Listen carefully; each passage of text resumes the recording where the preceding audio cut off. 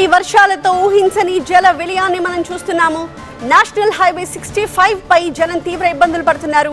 కోదాడ దగ్గర పాలేరు బ్రిడ్జ్ తెగిపోయింది. దీంతో ఏపీ తెలంగాణ మధ్య రాకపోకలు బంద్ అయిపోయాయి. ఎక్కడికక్కడ బస్సులు లారీలన్నీ కూడా నిలిచిపోయిన పరిస్థితి.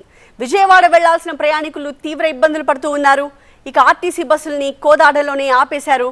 నిన్నటి నుంచి తిండి నిద్ర లేక నానా అవస్థలు పడుతూ ఉన్నారు ప్రయాణికులంతా కూడా.